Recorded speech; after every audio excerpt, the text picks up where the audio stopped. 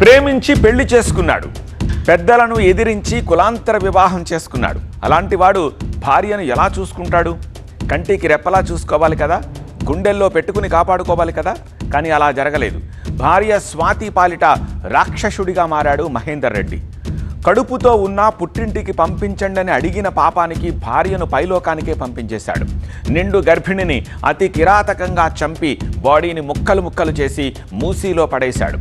వీడు మనిషి రూపంలో ఉన్న రాక్షసుడు. ఎస్, ప్రేమించి పెళ్లి చేసుకున్న మహేందర్ స్వాతిని అత్యంత దారుణంగా క్రూరంగా చంపేశాడు. పెద్దలను ఎదిరించి కులాంతర వివాహం చేసుకున్నాడు. పెళ్లి నాటి నుంచి నిత్యం గొడవలు, స్వాతికి నిత్యం నరకం చూపించేవాడు. గతంలో స్వాతికి అబార్షన్ చేయించాడు మహేందర్. మరోసారి గర్భవతి అయింది స్వాతి. పుట్టింటికి పంపమని మహేందర్ను అడిగింది స్వాతి. దానిపై 22వ తేదీ రాత్రి ఇద్దరి మధ్య ఘర్షణ జరిగింది. స్వాతిని చంపేయాలని డిసైడ్ అయ్యాడు మహేందర్. పక్కా స్కెచ్తో యాక్సా బ్లేడు కొనుక్కొచ్చాడు మహేందర్. 23 సాయంత్రం స్వాతిని చితకబాది పేక పిసికి చంపేశాడు. స్పృహ తప్పిన స్వాతిని ముక్కలు ముక్కలుగా నరికేశాడు. బాడీని మాయం చేసేందుకు నానా ప్రయత్నాలు చేశాడు. ప్రతాప్ సింగారం దగ్గర మూసీలో ఆ ముక్కలు పడేశాడు మహేందర్. భార్య మిస్ అయిందని బంధువులకు కట్టుకథలు చెప్పాడు మహేందర్. బోడుప్పల్లో మర్డర్లో రియల్ యాంగిల్ని బయటపెట్టారు పోలీసులు.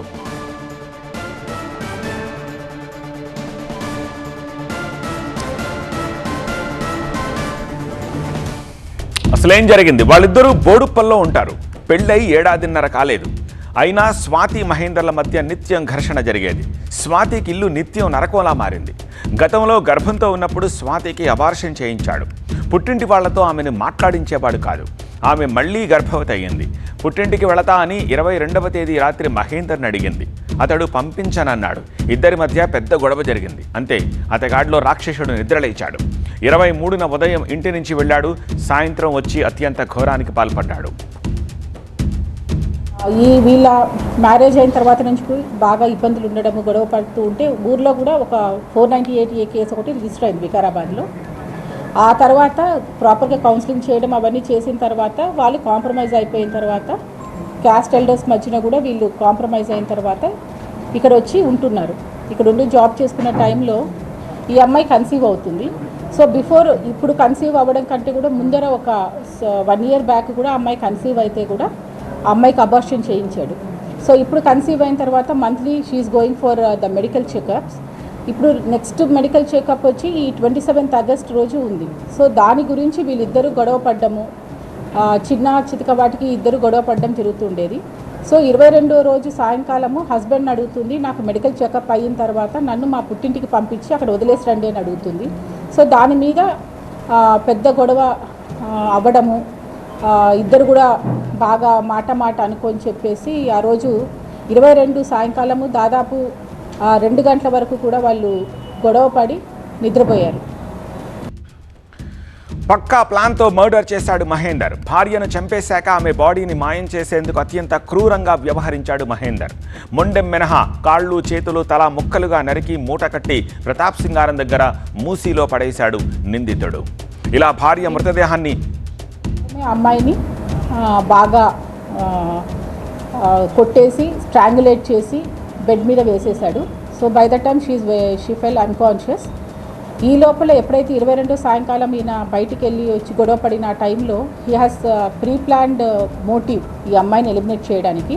సో బయటికి వెళ్ళి లోపలికి వచ్చిన టైంలో he bought 1 hacksaw blade Boduppal hardware షాప్లో కొనుక్కొని వచ్చి పెట్టుకున్నాడు. సో దాన్ని ఎప్పుడైతే అమ్మాయిని కొట్టి బెడ్ మీద వేశాడో ఆ అమ్మాయి అన్కాన్షియస్కి వెళ్ళిందో అప్పుడు ఈ యాక్సా బ్లేడ్ తీసుకొని ఆ అమ్మాయి head, legs and hands chop చేసేసి సపరేట్గా ప్యాక్ చేసేసాడు. సో దాన్ని ఏం చేశాడంటే డిఫరెంట్ చిన్నగా బయట పెట్రోలింగ్ ఇవన్నీ కూడా నడుస్తున్నాయి కాబట్టి చిన్న కవర్స్లో ఎవరికి అనుమానం రాకుండా ఒక బ్లాక్ కవర్స్లో కూడా దాన్ని చుట్టేసుకొని అవి తీసుకెళ్ళి ఆ మూసీ నదిలో పాడేయడం జరిగింది. సో దీనికోసం అని చెప్పి తల గురించి ఒకసారి, కాళ్ళు ఒకసారి, చేతులు ఒకసారి, 3 సార్లు కూడా తిరిగాడు. అలా భార్య మృతదేహాన్ని మాయం చేశాడు. అయితే నట్టింట్లో స్వాతి మొండెం అలాగే ఉంది. భార్య గురించి ఎవరూ ఎంక్వైరీ చేయకూడదని మరో దుర్మార్గపు స్కెచ్ చేశాడు. భార్య మిస్ అయిందని బంధువులకు కట్టుకథలు చెప్పాడు. అత్తగారికి అంతా బాగానే ఉందంటూ భార్య ఫోన్ నుంచి మెసేజ్ పెట్టాడు. అయితే పోలీసుల దర్యాప్తులో అసలు విషయం కక్కాల్సి వచ్చింది. సో ఇది ఎలా కప్పిపుచ్చాలి అని చెప్పి ఇదంతా చేసిన తర్వాత ఈ అబ్బాయి వాళ్ళ చెల్లెలకి ఫోన్ చేస్తాడు. ఫోన్ చేస్తే ఆ అమ్మాయికి కొంచెం డౌట్ వస్తుంది, ఇద్దరు ఎప్పుడు గొడవ పడుతుంటారు కాబట్టి వాళ్ళ చెల్లెలు చంద్రకళ వాళ్ళ మేనబావైన గోవర్ధన్ రెడ్డి అనే అతను ఇక్కడ దిల్సుఖ్ నగర్లో ఉంటారు. సో ఇట్లా ఏదో చెప్తున్నాడు, వాళ్ళకి గొడవ అయింది, మిస్ అయ్యింది అని చెప్పి చెప్తున్నాడు, ఒకసారి వెళ్ళి చూడమని చెప్తే ఆ అబ్బాయికి ఫోన్ చేసి ఇక్కడ బయట వచ్చి కలుస్తాడు. కలిసి అప్పుడు కూడా అతను అమ్మాయి మిస్ అయిందనే చెప్తాడు. చెప్తే ఈ గోవర్ధన్ రెడ్డి ఉప్పల్ పోలీస్ స్టేషన్ తీసుకొచ్చి అప్పచెప్తారు. సో అక్కడ పోలీస్ వారు ఇది బాలాజీ హిల్స్ అంటే మేడిపల్లికి వస్తుందని చెప్తే మళ్ళీ ఇక్కడికి తీసుకొచ్చి అప్పచెప్పడం జరిగింది. ఇక్కడ మనము కంప్లైంట్ రాసే క్రమంలో అతనితో మాట్లాడితే అప్పుడు he confess that he killed his wife and this is a case of brutal killing. ఇది అత్యంత దారుణమైన హత్య కావడంతో పోలీసులు కఠినమైన సెక్షన్ల కింద కేసు నమోదు చేశారు. దర్యాప్తును స్పీడప్ చేశారు. రూమ్లో ఉన్న మొండెం స్వాతిదేనని నిర్ధారించేందుకు DNA టెస్ట్కు పంపించారు. మూసీలో పడేసిన శరీర భాగాల కోసం గాలింపు చేపట్టారు. కేసు రిజిస్టర్ అయింది under section 103 class 1 and 238 BNS. Old IPC అయితే 302 IPC అండ్ 201 IPC. ఈ సెక్షన్స్ కింద as of now case register అవడం జరిగింది. And this case will be viewed as a very serious case and this investigation will also be done in a fast-tracked manner.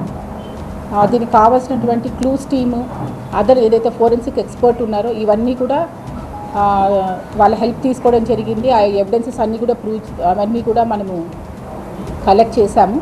So these will be send for the getting the technical reports to finalize the investigation. ఎవరైతే చనిపోయారో ఆ అమ్మాయి ఫలానా స్వాతి అని చెప్పి చేయడానికి we have to conduct the DNA testing. దాని గురించి ఏవైతే అవసరం ఉందో ఆ టైప్ ఆఫ్ టెస్ట్ కూడా తీసుకుంటాము. పుట్టింటికి పంపించండి అని అడిగితేనే భార్యను చంపేస్తారా? ఇంత చిన్న విషయానికే ఇంత ఘోరానికి పాల్పడతారా అంటే దీనికి పెళ్ళైనప్పటి నుంచి జరుగుతోన్న గొడవలే కారణమా? గొడవలు కౌన్సిలింగ్లు ఎక్కువైపోయి వ్యవహారం ఇక్కడి దాకా వచ్చిందా? ఇంటర్ క్యాస్ట్ మ్యారేజ్ కుటుంబాలను కలపలేకపోయిందా? మనుషులు కలిశారు కానీ మనసులు కలవలేదా? మహేందర్ స్వాతి విషయంలో ఇదే నిజమైందా అంటే అవుననే అంటున్నారు పోలీసులు. వీళ్ళకి మ్యారేజే ఆల్మోస్ట్ 1.5 year అయింది. సో దాని తర్వాత ఒక 1-2 monthsలోనే వీళ్ళకి గొడవలు అయ్యాయి. అక్కడ కన్సర్న్ వాళ్ళు అప్పుడు అక్కడ వాళ్ళ ఊర్లో ఉన్నారు. అక్కడ 498A కేసు ఒకటి రిజిస్టర్ అయ్యింది. తర్వాత కౌన్సిలింగ్ కూడా అయ్యింది. ఎల్డర్స్ మధ్యన కూడా వీళ్ళు కాంప్రమైజ్ అవ్వడం కూడా జరిగింది. దాని తర్వాత కూడా 2-3 సార్లు కూడా కౌన్సిలింగ్స్ అనేది జరిగాయి వీళ్ళకి. ఇప్పుడు వీళ్ళకి మ్యారేజే 1.5 yearలోనే 4 సార్లు గొడవ పడడం, 4 సార్లు కౌన్సిలింగ్ అవ్వడం కూడా జరిగిందండి. ఇట్ ఈస్ నాట్ లైక్ ఆ ఒక్క నిమిషంలో ఆ గొడవకనే కాదు, బట్ ఇంత దానికి రావడానికి కారణం అంతమంది కూడా చాలాసార్లు కూడా గొడవ పడ్డారు. అది వీళ్ళు ఫస్ట్ ఆఫ్ ఆల్ బేసిక్గా ఇద్దరిది ఇంటర్ క్యాస్ట్, సో ఫ్యామిలీస్ ఒప్పుకోలేదు. సో వీళ్ళు వాళ్ళతో మాట్లాడవద్దు అని చెప్పేసి అమ్మాయి వాళ్ళకి చెప్పడము, ఆ అబ్బాయి వాళ్ళ పేరెంట్స్ ఎవరు సపోర్ట్ చేయకపోవడానికి కారణం. సో వాళ్ళతో మాట్లాడొద్దు అనడము, ఆ చిన్న చిన్న విషయాలు అని ఇట్లాంటి వాటితోనే వీళ్ళు ఈవెన్ మనము వాళ్ళ 498 కంప్లైంట్లో కూడా ఇవే ఉన్నాయి. 2-3 సార్లు అతను మూసీకి వెళ్ళి వచ్చిన తర్వాత వాళ్ళ సిస్టర్కి ఫోన్ చేసి ఆ అమ్మాయి మిస్సింగ్ అని చెప్పి ఆ ప్రయత్నం చేశాడు. దాని తర్వాత కూడా నిన్న రాత్రి 8 గంటలకి ఆ అమ్మాయి ఫోన్ నుంచి ఆ అమ్మాయి వాళ్ళ మదర్ ఫోన్కి మేము భోంచేసాము, మేము బాగున్నామని ఒక మెసేజ్ కూడా ఇతను టైప్ చేశాడు. స్వాతిని వదిలించుకునేందుకు చాలాసార్లు చంపేందుకు మహేందర్ ప్రయత్నిస్తున్నట్లుగా ఆమె తండ్రి రాములు చెప్పారు. తమ బిడ్డను అనేక సార్లు టార్చర్ చేశాడని రాములు ఆరోపించారు. స్వాతిని మహేందర్ రెడ్డి కుటుంబ సభ్యులు కూడా హింసించారని ఆమె తండ్రి ఆవేదన వ్యక్తం చేస్తున్నారు. ఇక్కడ నుంచి హైదరాబాద్ నుంచి తీసుకొచ్చి అక్కడ గుంతల తాడు కట్టి ముట్టి తాడు కట్టి రాయి కట్టి గుంతలో ఎన్నిక వేయండి మేడం. అప్పుడే నువ్వు దుంకుతా నేను దుంకుతా అని చెప్పేసి అమ్మాయి దుంకలేదు. సరే అని చెప్పేసి మళ్ళీ వచ్చేసారు ఇంటికి. చాలా జరిగినాయి. అంతకుముందే ఒకసారి ట్రైన్ కింద పడిపోతా అని చెప్పేసి పోయిందంట, ఒకసారి ఊరేసుకోవడానికి పోయిందంట. అవన్నీ నీ వల్లనే కదా జరిగినాయని. నువ్వు మంచిగా ఉంటే ఇవన్నీ జరగకపోదు కదా. అవన్నీ ఉరిశిక్ష పడేటట్టు చేయాలి మేడం, అన్నీ బయటికి వెళ్ళకుండా చేయాలి మేడం. అన్నీ ఇట్లాంటి వాళ్ళు చాలా ఉన్నారు దేశం మీద. ఒక్కరిని చూసి ఒక్కరిని మొత్తం అదే చేస్తారు మేడం. మళ్ళీ బయటికి రాకుండా చేయాలి అవన్నీ. పెళ్లైన కొన్నాళ్లకే తన బిడ్డను మహేందర్ వేధింపులకు గురి చేశాడని స్వాతి తల్లి ఆరోపిస్తోంది. తమతో స్వాతి మాట్లాడకుండా ఉండేలా తమ నెంబర్లు బ్లాక్లో పెట్టాడని ఆమె చెప్తోంది. అప్పుడప్పుడు భర్తకు తెలియకుండా తమతో స్వాతి మాట్లాడేది అని చెప్తున్నారు తల్లి. పెళ్ళై 19 నెలలైనా తమ ఇంటికి పంపలేదని, తమ బిడ్డను చంపేస్తామని చెప్పి మరీ హత్య చేశారంటోంది జ్యోతి తల్లి. సారు నా బిడ్డ పోయి 19 నెలలు ఆ ఇంటి పక్కోడే ఎత్తుకొని పోయిండు. ఎత్తుకపోయి పెళ్లి చేసుకున్నాడు. వాళ్ళ అమ్మ వాళ్ళ నాయన వాళ్ళ అక్క పోయి పెళ్లి చేసుకొచ్చిండు సారు. పెళ్లి చేసుకొచ్చినాక పిల్లను ఇక తోలుకొని పోయిండు. మాతో మాట్లాడలేడు ఇన్ని రోజులు.